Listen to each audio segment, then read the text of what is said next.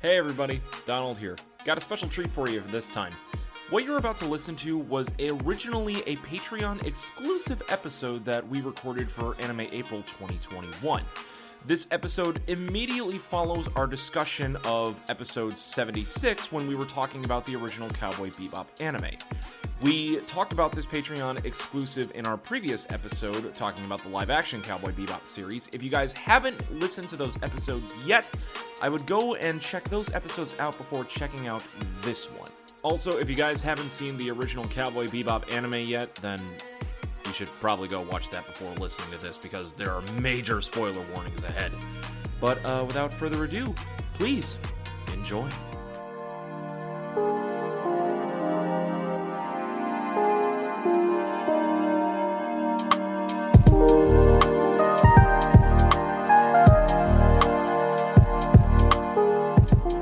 It's getting dark up in here. In the darkness.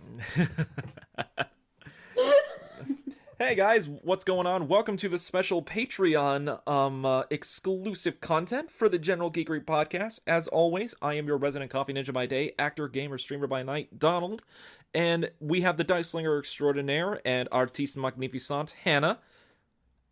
For those of you that have not seen... Oh, hi. Sorry, I was like adjusting my headphones and I didn't hear you. Sorry about that. I should have said something prior. That's okay. So this is our exclusive content for our most recent episode of General Geekery, all about Cowboy Bebop for Anime April 2021. If you haven't seen the full episode of that, I suggest you go listen to that episode before listening to this, because we're going to be talking about the final story in Cowboy Bebop. For those of you that have not seen it, we're going to give our thoughts and opinions on Real Folk Blues, episodes 25 and 26 of Cowboy Bebop, the finale. Ugh. Now, I have seen the show numerous amounts of times, so I'll keep my opinions to myself right now. Hannah, this was your choice of anime, and this was your first time experiencing the ending. Can you give us your thoughts? Take us through your journey. Okay. Well, the Real Folk Blues is... Oh, hello, cat. Hey, Kafka. The Real Folk Blues. So much about it, where I mean, I kind of said in the episode that you kind of, having watched the whole show and everything, and there's a moment where Spike decides to go and fight Vicious for the last time, basically. Mm-hmm. And my thought in that was, so this is a story about a bunch of people who they live on this ship and they wander through space because they don't want to have to confront their past. And this is that character finally doing that. And I think it might be because, in a way, running away didn't help him at all. Right. He still lost everything. Like he lost Julia, and just, oh gosh, that scene where he like came back to the ship when they all thought that he was gone. Oh, in part 2? With Julia, and like he comes back and he like eats a meal with Jet, and I think it's bell peppers and beef, actually. It ties right back in with the bell peppers and beef. Yeah, it's like, okay, I'm gonna talk about the I've never been affected by food that way before, like as like a foreshadowing thing. But anyway, just that they're talking about just stupid stuff, and then he just starts laughing hysterically. Yep. And I'm like, oh my gosh, this is gonna be one of those things where, he's like just laughing and laughing and laughing, and then he's gonna just break down. But he didn't. It was just like she's like dead in the eyes, basically, and she's like, she's dead. I was like, yep. my gosh. Like, it's worse that you were just laughing because it's basically like, well, what else am I gonna do? Like from Titus Andronicus.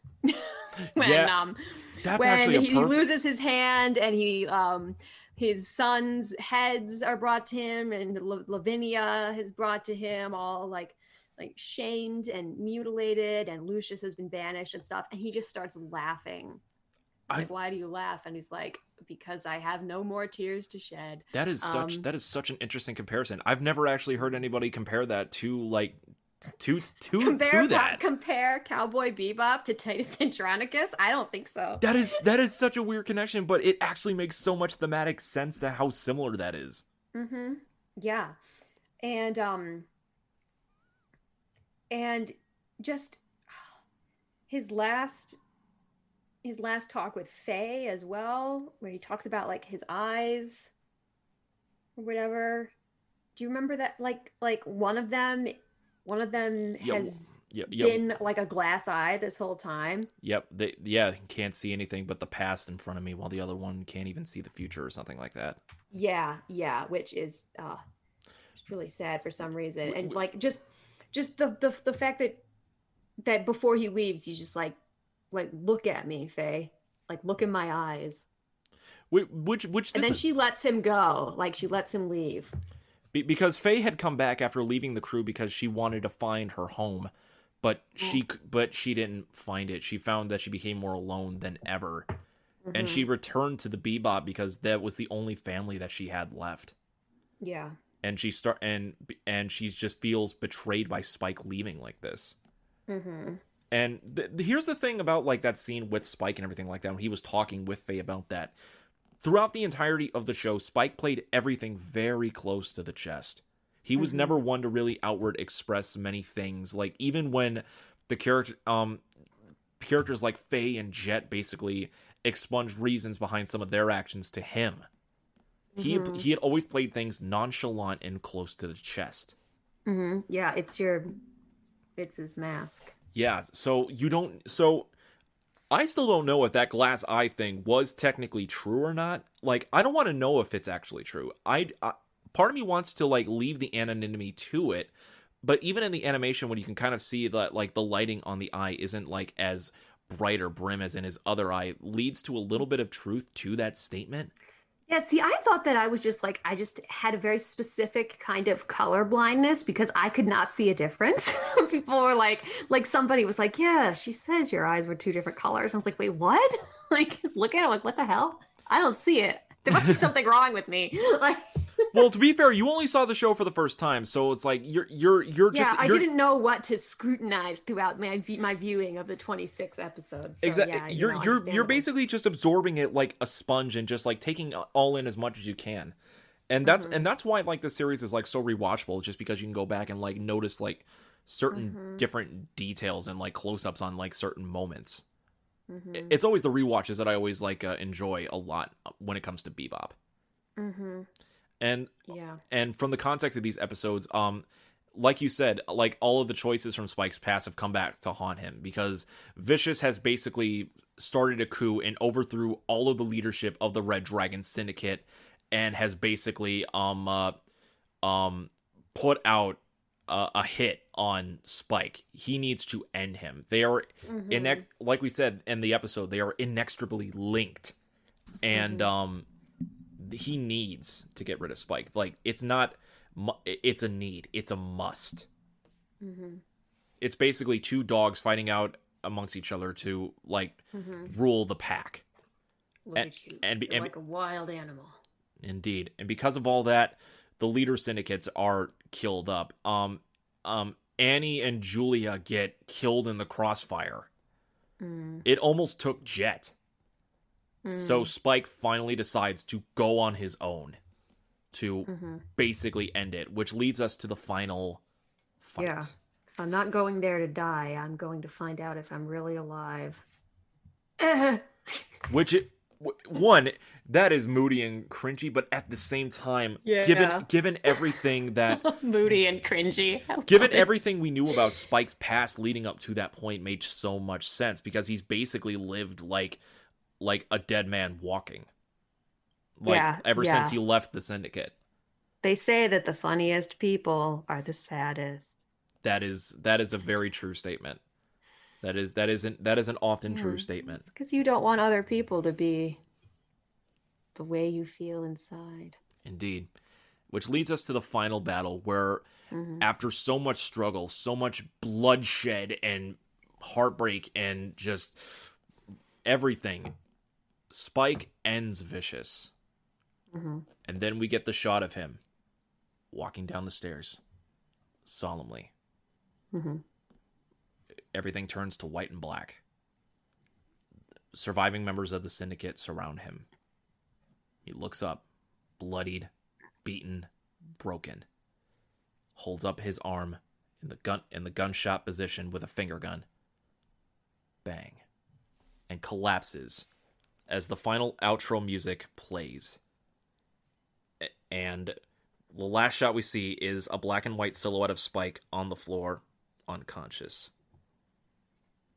And the series ends. Yeah. What? So, how did you feel?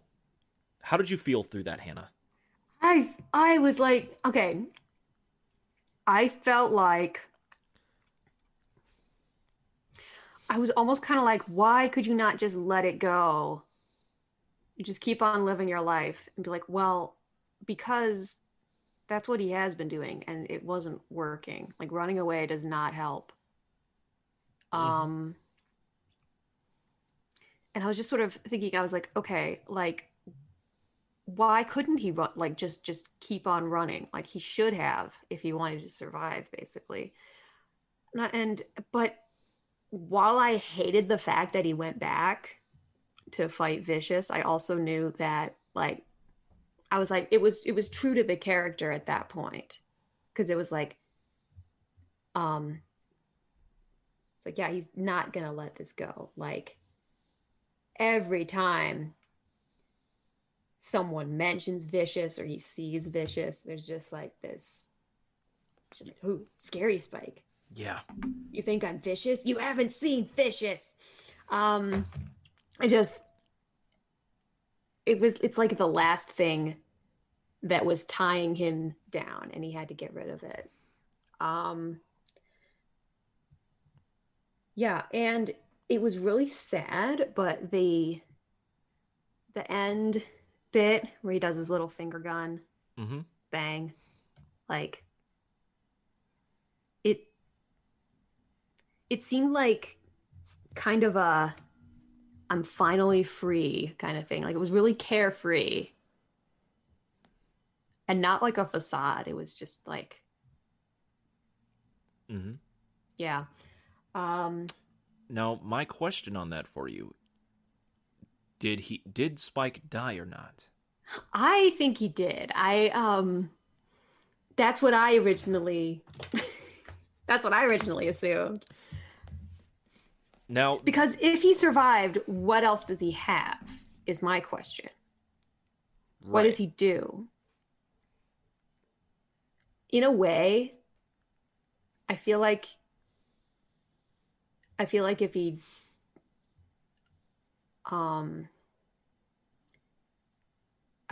died, it kind of completes the story a little bit better. So we come to probably the most debatable part of the show, because I'm gonna let you in on this. I had no idea it was debatable. No, here's the thing. Even over 20 years later, we still do not know if Spike died or lived at that end. What? Are you serious? I'm serious. Director Shinichiro Watanabe Sensei has not come out and said whether or not Spike lived or died. He has left everything ambiguous. He has not given like a single concrete answer as to that ending the numerous amount of times he's been asked it. So it's left to like a draw your own kind of conclusion, kind of ending with that. Especially with that amazing song. Can we talk about that song at the end while the credits are playing? That is one of the most beautiful pieces of music I have ever experienced, and that song made me cry. So the song titled Blue, and it again was composed by Yoko Kanno, recorded by the Seabelts, and it was sung by Mai Yamano, who sung many different tracks throughout the series as well. Yeah. And oh my god, I cry like there are several different things like in anime whenever I rewatch them, like I cry. The ending to Cowboy Bebop is one of them. Gohan going Super Saiyan 2 in Dragon Ball Z was another. And numerous other ones. But and then just like the final clip of like him just laying down, it like seems so serene and peaceful, whether he lived or died or not. Yeah. Like, I'm okay with this ending being so ambiguous because I love the discussions that come from it whenever people watch it for the first time. Just like how your assumptions right now. I love like people drawing their own conclusions and like their emotions from it, because if that is how you believe the ending went for you, that's fine. That's so perfect. It's just something beautiful and profound and just incredible about endings like that I love seeing the reactions with for people, whether it be joy or outrage or confusion or sadness. There's no other feeling quite like that. Yeah. I think, well, to me, in a story and in life even, dying is not the worst thing that can happen to you. Like, it's the last thing that happens to you. But I would say that a real tragedy would have been if he kept on running and died anyway. You know, like this way he like faced his past and everything, and like all the stuff that he'd been, you know, trying to hide from for ages. Like he went and confronted it, and that was a victory to me, regardless of how it ended up, regardless of if he survived. Like, and he made that decision because of tragedy, because like in the beginning like of this story, when he finally reunited with Julia, he tried to run from it all. He tried so desperately to try to run from it all one more time, but to no avail. Yeah. It was at that point that the dominoes fell into place. Yep. And you see this climactic ultimate. It can, like, even rewatching it so many times, like sometimes it's hard to watch. Like, because you feel so much emotion building up inside, and it's just this fire in your chest just yelling at you, just be like, stop it, just take a break. And you can't look away. Yeah, you know, I'm pretty sure that I didn't binge the whole thing. I did watch like the last maybe 10 or 12 episodes all in like one night and afternoon. And it wasn't because we were recording the next day and I had to finish it. It was just because I wanted to. So that is the highest mark that I think I could ever hear from you when it comes to an anime series. So I think that I wanted to watch it. Like hearing that you wanted to watch it and genuinely enjoy it, not just for the sake of like recording and everything like that. Like I find that to be a very good thing. That's just my take on it. It may seem weird, but like I genuinely enjoy it when like whenever that happens. So even with the ending in mind, would you still rewatch this series? And hell yeah. And if you went at it with from like a different perspective, if you started looking at different aspects of like this different episodes and stories separately, would you eventually come up to the same conclusion? Would be your next question. Oh, I don't know. I'll have to watch it again and see. But this has gotta be like for I'm finally starting to get to the point where I've watched enough animes that I can actually like have ones that are like favorites. Because it used to be that I was like that people were like, oh yeah, like what anime have you seen? And I'm like, well, my favorite is Death Note because I've seen it. And this is probably one of my favorites. I just love everything about it. I love the aesthetic. I love the humor. I love the characters.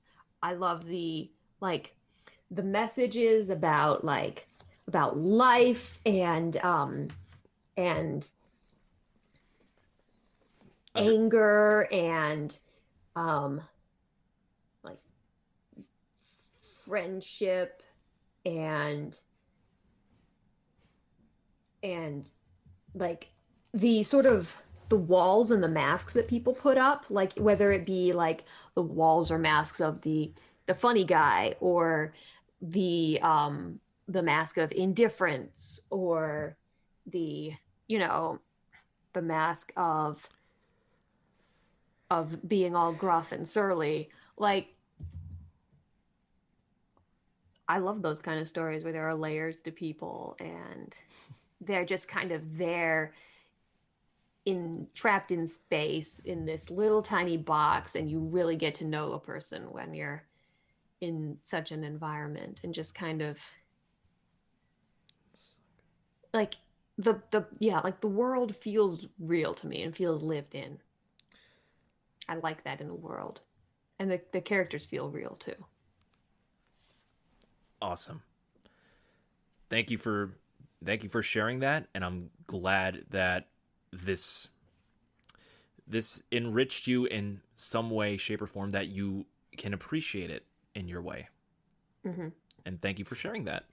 In my own odd, twisted way. Well, I appreciate your odd, twisted way, and you all the more. So just. Aww. So I think that can wrap it up for this. Yeah, I think so too. All right.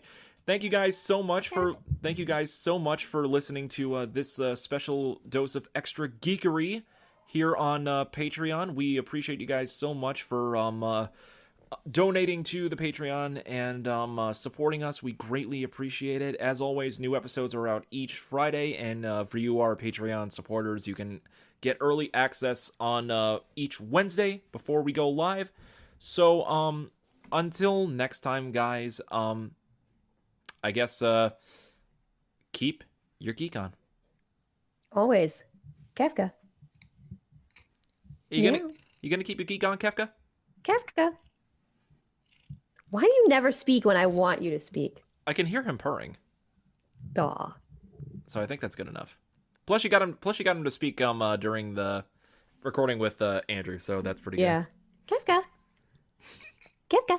I heard him. He's just looking at me like I'm going to kill you in your sleep tonight. Kefka. Bye, guys. Bye.